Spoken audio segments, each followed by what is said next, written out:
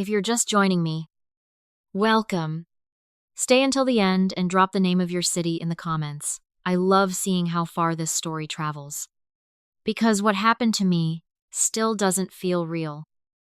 Even now, after my husband died, his sons looked me in the eye and said, "We want the house, the company, all of it." My own attorney begged me to fight them in court. Instead, I looked him dead in the eye and said, "Give them everything." Everyone in that room thought grief had finally broken me. At the final signing, my stepsons could barely hide their smiles until their lawyer got to the last page and went white as a bedsheet. The flowers from the funeral hadn't even wilted yet when they came for me. I was sitting in Walter's old reading chair in his study. The same worn leather chair where he used to go over blueprints and business ledgers every night after dinner. 24 years of marriage. And now I was expected to sit quietly, while two men who barely called me during my husband's illness decided what was left of my life. Preston, Walter's oldest, wore his father's death like a tailored suit, every button fastened, every angle calculated to his advantage. At 46, he had his father's height and his father's steady voice, but none of the warmth that used to fill a room. His eyes were flat, gray, the eyes of a man doing math, not grieving. "Adeline," he said, using that tone he always used when he wanted something and needed me to feel small first. "We need to go over a few things." Garrett, 2 years younger, stood just behind his brother like a man who'd learned long ago it was safer to let Preston go first. Where Preston was all sharp angles, Garrett was soft-spoken cruelty. The kind that smiles while it cuts. "We know this is hard," Garrett added, syrup dripping from every word. "Losing Dad so suddenly, it's been rough on all of us." Rough on all of us. As if they had been the ones sitting beside Walter's hospital bed at 3 a.m. As if they had been the ones holding a damp cloth to his forehead while machines beeped through the night. They'd flown in for the funeral. Certainly Preston from his law office in Charlotte. Garrett from whatever half-built consulting firm he was running out of Nashville. But during the 4 months Walter was dying, when it actually mattered, I was the only one in that hospital room. What kind of things, I asked, even though something cold had already started spreading through my chest. Preston and Garrett traded a look. I'd seen that look for over 2 decades, the kind of look that meant a decision had already been made somewhere I wasn't invited. "The estate," Preston said simply. "The house. The lake property. The company. We need to talk about how it's going to be split." My fingers tightened on the arms of that old chair, worn smooth by Walter's hands. "Your father and I discussed this at length," I said. "He told me everything was arranged." "Well," Garrett said, in a voice that suggested I was the one being unreasonable, "Dad did leave instructions, but maybe he didn't walk you through the full picture." Preston pulled a thick folder from his briefcase and set it on Walter's desk, the same desk where my husband had kissed me goodbye every single morning for 24 years. "The will is very clear," he said, opening the folder like a man presenting evidence in court. "The house here in Savannah, appraised around $920,000, goes to Garrett and me jointly.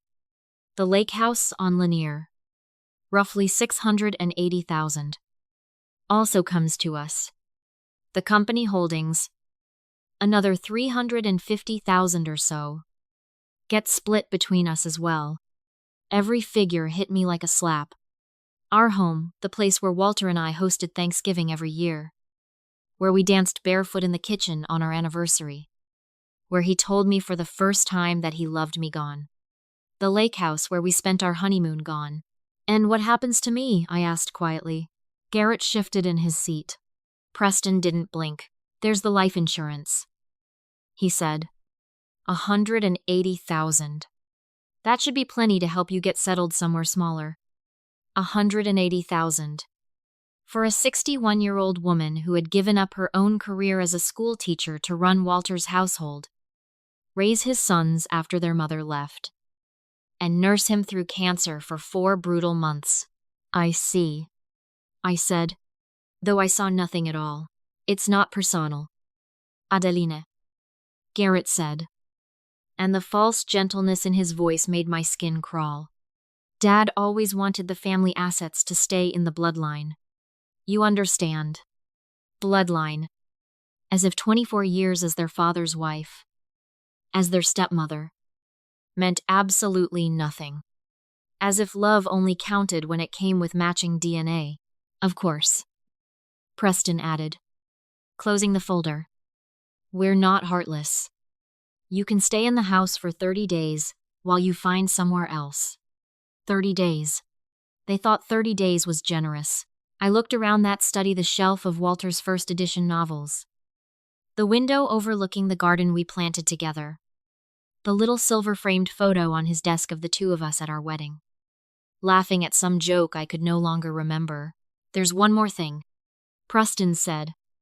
And something in his voice made me look up. He slid a second. Smaller document across the desk. Dad ran up some serious medical debt those last few months. Insurance covered most of it. But there's still about $160,000 outstanding. Since you were his wife and made the medical decisions, the hospital's billing office is looking to you for it. The room seemed to tilt. $160,000 in debt against $180,000 in insurance. That would leave me with $20,000 to rebuild an entire life. But surely the estate assets are tied up in probate. Garrett cut in smoothly. And given how the will is written, those debts are treated separately from what we're inheriting. Unfortunate. But that's how it works. I stared at these two men who had called me mom at their father's graveside 3 days earlier. I need time to think, I said finally. Of course, Preston said, standing and straightening his jacket. Take all the time you need. Just remember the 30-day clock starts tomorrow. And those medical bills. Well, the longer they sit, the messier things get. They left me alone with the ghosts of my marriage and the wreckage of my future. No comfort. No offer to sit down together and find a fair solution. Just silence. And the long shadows of a Savannah afternoon crawling across the floor. My hand found the small drawer where Walter kept his personal odds and ends. Underneath old receipts and business cards. My fingers brushed something unfamiliar, a small brass key. Worn smooth with handling. It didn't match any lock I knew of in our house. But Walter had kept it hidden in his most private drawer. Why? Through the window, I watched Preston and Garrett standing beside their cars in the driveway. Heads bent together. Already celebrating. Neither of them looked back at the house where their father's widow sat alone, but watching them drive off. Something unexpected stirred in me. Not despair. Something else, something quieter. And much more dangerous. They thought they'd won. They had no idea that Walter had always been the smartest man in any room he entered. And that after 24 years by his side, some of that had rubbed off on me. Nathaniel Cole had been Walter's attorney for 15 years. And in all that time, I had never seen him look as rattled as he did the next morning. Sitting across from me in his downtown office. Adeline, he said, cleaning his glasses for the third time in 10 minutes. I have to advise you, in the strongest terms possible, that this is a mistake. Sunlight poured through his floor-to-ceiling windows. And somewhere across the Savannah River, ordinary people were making ordinary, rational decisions about their lives. I envied every single one of them. I understand your concerns, Nathaniel, I said, steadier than I felt. But my mind's made up. He leaned forward. You could contest this will.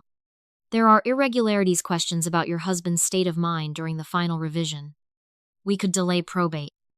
Force them to negotiate. I'd spent the entire sleepless night rereading the documents Preston left with me. Trying to understand how my Walter, could have written our marriage down to a few clinical paragraphs about adequate provision. How long would a contest take, I asked. Months. Possibly years. But Adeline, you'd have a real shot. And what would I live on during those months or years? Preston's made it very clear the medical debt is mine to handle. $160,000. Nathaniel, even if I eventually won, I'd be bankrupt long before the ink dried. His jaw tightened. That's exactly why you shouldn't hand them what they want. They're counting on you being too exhausted to fight. He wasn't wrong. Every instinct in me screamed that this wasn't what Walter intended. But instinct doesn't pay hospital bills. What if I just signed everything over? I asked quietly. Walked away clean. How fast could that happen? He stared at me. A week? Maybe 2. But why on earth would you consider that? I watched a small boat cut across the river outside his window. The captain moving with the calm certainty of someone who knew exactly where he was headed, because fighting would hollow me out. I said, even if I won, I'd be a different woman by the end of it. Bitter. 2. Broke. Maybe it's smarter to take what's offered and start over. He studied me a long moment. Adelina, in 30 years of practice, I have never once had a client walk away from a 7-figure inheritance without a fight. There's something you're not telling me. I just couldn't explain the certainty that had settled over me since I found that key. I've already decided. I said, I need to know exactly what I'd be signing away. He sighed and opened his laptop. All claims to the house. The lake property. The company. Any joint accounts. You'd keep only the insurance payout and anything that was solely yours before the marriage. In exchange, they cover the medical debt from estate funds before it touches your payout. That, at least, would leave me the full $180,000 instead of $20. Not security, but a foothold. I need to see the exact language. I said, I'll draft it. He said, but once you sign, there's no walking it back. No recourse if you learn something later that would have changed your mind. My phone buzzed. A text from a number I didn't recognize. Mrs. Rourke, this is Garrett. Could we meet today about the property transfer timeline? Want this to go smoothly for everyone. Smoothly. At least Preston didn't bother pretending to care about smooth. Another buzz. Preston this time, Mother. We appreciate your cooperation. Let's aim to finalize everything by the end of the week. Mother. He only reached for that word when he wanted something from me. They're rushing you. Nathaniel said, reading over my shoulder. Classic pressure tactic. Or maybe, he added, more to himself, they're worried you'll find something before you sign. That thought had already crossed my mind. In all the years I'd known them, Preston was never impulsive, and Garrett was never anything close to urgent. This sudden hurry didn't fit either of them. I don't need 48 hours. I told him. I've already decided. He nodded slowly. All right. I'll draft the papers. But I want everything in writing the medical debt handled by the estate. A clear timeline for your payout. And language protecting you from future claims. Thank you. Don't thank me yet, he said. I may be helping you make the biggest mistake of your life. It took the small brass business card tucked behind Walter's driver's license, the one the hospital returned with his personal effects, to point me toward Coastal Trust Bank on Bull Street, a branch I never once knew he used. A handwritten number was scrawled on the back, 214. The branch manager, a warm woman named Louise, remembered Walter fondly. He was very particular about this box, she said as she led me down to the vault. Only the 2 of you had access. He opened it about 7 months ago. 7 months ago. Right around when his illness had taken its first serious turn, and right around when he'd started disappearing for those unexplained afternoon meetings he never quite explained. Alone in the small viewing room, I lifted the lid with shaking hands. Inside wasn't a will or an insurance policy. It was something else, entirely printed emails. Bank statements. Surveillance photo. and a sealed envelope in Walter's own handwriting. Times. For Adeline. Read everything else first. I set the envelope aside and reached for the first printed email. Dated 8 months earlier. An exchange between Preston and someone named Roland Vance. Roland, dad's declining fast. Doctors say maybe 6 months. We need to move on the transfer paperwork before he's too far gone to sign anything that could complicate things. Preston documents are ready. Once he signs, the company assets shift into the holding structure we set up. Properties transfer clean the moment he passes. What about the wife? Adeline won't be a problem. She doesn't understand the financial side. By the time she figures out what happened, it'll be done. I read it twice before it fully landed. They had been planning this for months. While I sat up all night monitoring Walter's oxygen levels, his own sons were quietly plotting to take everything, not just from me, but from their dying father. The next document was a statement for an account I'd never heard of: Harrowbridge Holdings. Balance, $4.2 million. Beneath it, in Walter's handwriting, times, Adeline, this is our real money. The boys think everything's tied up in the house and the company. I moved the bulk of it here months ago. I was trying to protect us. $4.2 million. We had never been simply comfortable.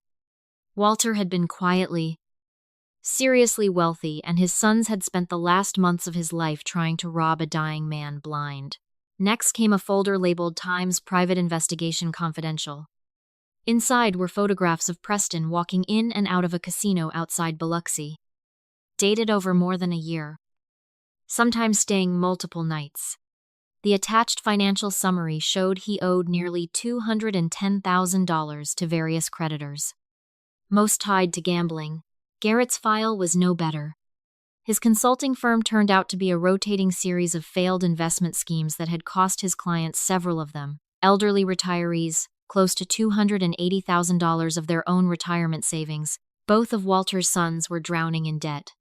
No wonder they'd been circling so eagerly. The last document stopped my breath entirely: a neurological evaluation. Dated 3 months before Walter's death. From a doctor I'd never heard of. Patient exhibits no cognitive impairment. Mental faculties fully intact. Decision-making capacity unaffected by illness or medication. They had been quietly telling anyone who'd listen that Walter wasn't in his right mind toward the end. This report proved, in black and white, that he absolutely was. And beneath it all, a second will dated 6 weeks before he died. This one left everything to me, with modest annual trust distributions for Preston and Garrett that they could never touch in a lump sum. In the margin, in Walter's hand, Times original, held with Callaway and Reyes, not with Nathaniel Cole's office. 2 wills. Preston and Garrett were operating off an outdated version, while the final one sat safely, with a completely different firm. But why hadn't that firm reached out after Walter died? With trembling hands, I opened his letter. My dearest Adeline, if you're reading this, I'm gone. And the boys have shown you exactly who they are. I'm sorry I couldn't tell you while I was still here, but I needed to be certain of what they were planning before I acted. He wrote about how suspicious he'd grown when his sons suddenly became so devoted during his illness, not from love, he realized, but from a hunger to control what he'd leave behind. He'd hired the investigator, moved the money, built the entire structure to protect me. They think they're inheriting the house and the company. What they don't know is that I quietly took out loans against both properties this past year. The house carries a lien of $1.1 million. The lake house, $700,000. They're not inheriting assets. Adeline, they're inheriting debt. I read that line 3 times, hardly believing it. Walter had handed his own sons a poisoned gift disguised as an inheritance. The insurance policy they told you about is real. But it isn't $180,000. It's $450,000. And the difference is meant to give you a real start. Nathaniel Cole was never supposed to be handling my estate. I let his firm go 2 months before I died. quietly. The boys must have talked him into representing the family after I was gone. The final lines blurred through my tears. I know this seems harsh, but I couldn't stand by and let them do to you what they've already done to strangers. They made their choices. Now they live with them. You deserve so much more than what they plan to leave you. Take what's yours. Start over. And don't look back. Love always. Walter. Tucked behind the letter was a business card for Calloway and Reyes, and a note telling me to call the moment I found this box. I sat in that windowless room for nearly an hour, letting it settle. Walter hadn't abandoned me. He had spent his final months protecting me with everything he had left. But a colder thought followed close behind if his sons were desperate enough to steal from their own dying father. What would they do once they discovered their inheritance was actually a mountain of debt? Marcus Calloway's office in Midtown Savannah was nothing like Nathaniel's polished downtown suite, a modest space that felt like real work got done there. Calloway himself was soft-spoken. 60-something. With the kind of hands that told you he hadn't always practiced law from behind a big desk. Mrs. Rourke, he said, rising. Thank you for coming so quickly. There's a great deal to go over. Mr. Calloway. I have to admit I'm confused. I didn't even know Walter had hired a second attorney. He hired me about 8 months ago, Calloway said, pulling out a thick file, originally just to look into some financial irregularities he'd noticed. As we dug deeper, the scope grew considerably. He laid out records I now recognized and others I hadn't seen. Your husband was a very careful man, Mrs. Rourke. Once he understood what his sons were planning, he built a strategy to protect you and make sure they faced real consequences. Consequences like criminal charges, I asked, feeling the chill settle over me. Forged signatures on loan documents. Wire fraud. Elder financial abuse. Your husband could have had them both arrested before he ever passed. Instead, he chose something more surgical. He spread the property records across his desk. Both properties are leveraged to the maximum. He knew they'd inherit the house and the lake property, and he wanted to be sure they inherited the debt that came attached to them. So when they inherit, I said slowly, the properties are worth about $1.6 million combined, but carry loans of nearly $2 million, roughly $600,000 underwater between the two. That's not possible. They showed me the will. They showed you an outdated one, Calloway said gently. Superseded 6 weeks before your husband died. The final will leaves everything to you, with a clause letting you decide, entirely at your own discretion. What, if anything, Preston and Garrett receive? He handed me the real document. One line stood out immediately. Times I leave the disposition of any inheritance for my sons. Preston and Garrett. Entirely to the judgment of my beloved wife, Adeline. Trusting her wisdom to determine what they have truly earned. He left it up to me. I whispered. He did. And there's more. The insurance policy isn't $450,000, it's $450,000. Plus a second policy of $300,000 your stepsons don't know exists. Combined with the funds already protected, you're not just secure, Mrs. Rourke. You're independently wealthy. And if I choose not to press charges, but also don't hand over the properties, then they inherit nothing but their father's memory and the debts they've already piled up on their own. The creditors circling them won't be nearly as patient as you've been. My phone rang. Preston, don't answer yet, Calloway said. There's a bit more you should hear first. But it kept ringing, and something in its insistence pulled at me. I answered, Adeline. Preston's voice was tight, almost frantic. We need to talk. There's been a development. Someone from a firm called Calloway and Reyes contacted Garrett this morning, claiming to have documents that override the will. We think someone may be trying to defraud the estate.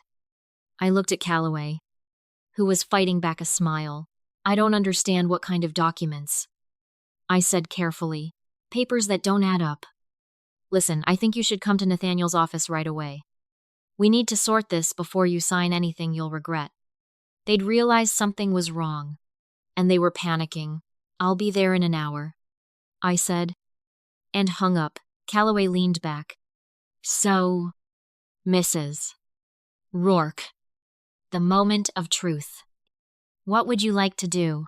I looked over the evidence of years of theft and manipulation spread across his desk, proof of everything Walter had quietly built to protect me. If I give them the properties, mortgages attached, are they legally bound to those debts? Completely. They'd have 30 days to refinance or assume the loans before facing foreclosure. Given their existing debt and credit history, no bank in the country would touch them. They'd lose the properties outright and still owe the difference. I thought about the designer dinner Garrett's wife had hosted the week before. The new cars in their driveway. Preston's casual arrogance. Garrett's oily concern. I thought about 24 years of being treated like an outsider in my own home. Dismissed. Patronized. And ultimately, betrayed. Mostly. I thought about Walter. Lying in that hospital bed. Spending his last strength to protect me from his own children's greed. Mr. Calloway, I said, standing and smoothing my skirt. I believe it's time Preston and Garrett learn what their choices actually cost. The conference room at Cole and Associates had never felt smaller. Preston and Garrett sat stiffly on one side of the table. Nathaniel at the head looking more uneasy than I'd ever seen him. And Marcus Calloway beside me with a thick briefcase and the calm of a man who already knew how this ended. Adolin. Preston started before anyone else could speak. We're glad you're here. This whole thing has gotten confusing, and we need to clear up some misunderstandings. What kind of misunderstandings? I asked, folding my hands calmly. Someone's spreading misinformation about Dad's estate, Garrett said. Claims about a second will. Hidden accounts. We're worried people are taking advantage of your grief. Nathaniel cleared his throat. Frankly, I'm confused too. Mr. Calloway claims to have documents superseding the will I've been handling. But Walter never mentioned switching firms. That's because he stopped trusting you, I said quietly. The room went silent. Nathaniel flushed red. Preston and Garrett exchanged a look of pure panic. Excuse me, Nathaniel said. I opened my purse and pulled out Walter's letter. He discovered someone in your office was passing information about his estate planning to his sons. He couldn't be certain if it was you directly, so he moved his business elsewhere and told no one. That's not possible, Preston said quickly. Dad trusted Nathaniel completely. Did he? I looked straight at Preston, savoring the crack forming in that confident facade. Then why did he quietly hire a private investigator 8 months ago to look into your finances? Why did he move $4.2 million into an account only I can access? Garrett made a strangled sound. $4 million. Dad didn't have that kind of money. Actually, he did, Calloway said, opening his briefcase. Your father built a considerable portfolio over the years, specifically to secure Adeline's future. He spread the documents across the table. The house you believe you're inheriting carries a lien of $1.1 million. The lake property, $700,000. Your father structured these loans specifically to attach debt to whatever you inherited. Preston's face drained from pale to ash. You're lying. I'm not, Calloway said evenly. He also documented your gambling debts. Preston over $200,000 to various creditors and Garrett's investment schemes, which have cost his clients close to $300,000. This is harassment, Garrett said, voice cracking.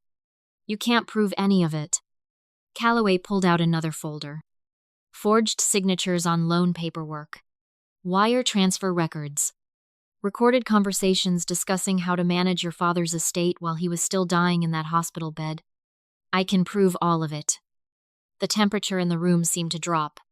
Nathaniel stared at the documents like a man realizing, in real time, Exactly how thoroughly he'd been used. Adolin, Preston said, and for the first time in years, I heard something like real fear in his voice. Surely you don't believe this. Family, I repeated slowly. The way you loved me when you told me I'd get $20,000 after 24 years of marriage. The way you loved me when you gave me 30 days to find somewhere else to live. Garrett's wife, who had been quiet until now, finally spoke. This is all just a misunderstanding. We can fix this. There's nothing to fix. I said, the real will leaves everything to me. What you inherit, if anything, is entirely my decision. I pulled out one more document. This is a gift deed. I had it drawn up this morning. I'm giving you exactly what you tried to give me. Preston snatched the page, his expression cycling from confusion to understanding to horror. You're giving us the properties, Garrett said slowly, with the mortgages attached. Correct.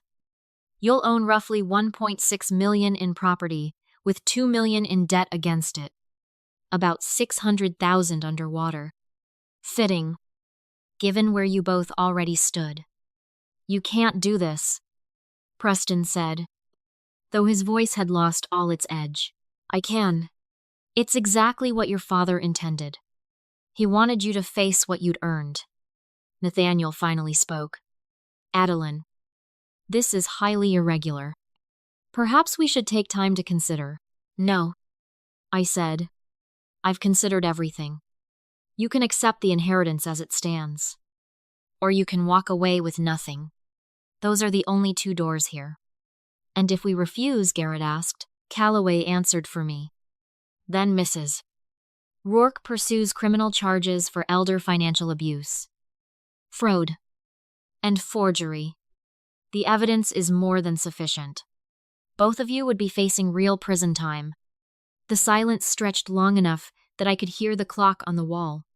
Finally, Preston spoke. What do you want from us? I want you to sign the papers accepting the inheritance exactly as offered. I want you to agree never to contact me again except through counsel. And I want you to understand, clearly, that this was your father's choice, not mine. You forced his hand, and then you forced mine. They signed. There wasn't really a choice left. The alternative was a courtroom and a cell. As they filed out, Preston paused at the door. This isn't over. Adeline. Yes, I said calmly. It is. Completely. Through my attorney. I heard that Preston had filed for bankruptcy and was now attending court-mandated counseling for his gambling. Garrett had moved back in with his mother and was working nights at a hotel near the airport. His wife filed for divorce within the year and relocated to Atlanta. So tell me if you were in my place. What would you have done? Have you ever lived through anything, even close to this?